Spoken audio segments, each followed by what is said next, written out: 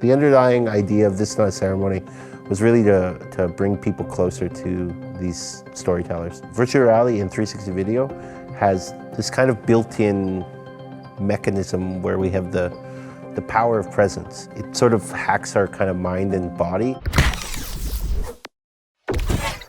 Okay, the student technical, Ahnahktsipiitaa. In English, I'm Colin Van Loon. I am the writer and director of This Is Not a Ceremony. This Is Not a Ceremony is an experimental documentary. So Brian Sinclair was a Cree man who goes to the hospital in Winnipeg. He waits for 34 hours in the waiting room and eventually passes away in the waiting room of the hospital. So for me, when I saw this story, it was always something that had bothered me. It's so messed up that it could happen. He had a very simple bladder infection.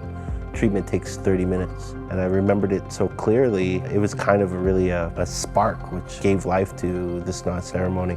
This is a tradition of letting our people die in a position in a waiting room. So we knew we didn't have a lot of time to really effectively tell somebody's entire story or to work in the way that like a biopic or a documentary about a person's life might work. So we knew that we had to focus on specific moments. They really crystallized systematic racism in Canada. So if I were to use a different tool like traditional film and video, the problem for me was always, how can we effectively understand the space? As I started to really experience more virtual reality and learn about these tools, I really realized this was a way you could give people a window into that space so that they might be able to better understand just how close he was to doctors and nurses and people who should have saved his life. I was super happy to tell Adam's story. It's really essential to the telling of that story that people understand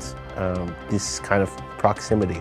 From this abusive environment to the son's house, which is across the yard. So he's not out of danger, he's still very much in a dangerous situation. You know, super important to work with the community. I had to talk to them and get their permission before this was released. I take these things very seriously. I take these responsibilities to heart. I think that it's also really important for Indigenous filmmakers and storytellers to be telling Indigenous stories because it's super important that we control the image.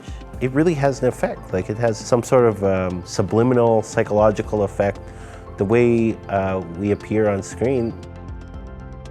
During the making of This Is Not a Ceremony, I was always questioned by the people I was working with really early on about who this film was made for. I always held the belief that this was made for Indigenous people so that we can see the strength and resilience of Adam and Robert. At the same time, you know, this is a film to kind of kick white people's ass. People should feel upset, but I think that, you know, the VR experience itself can do both things.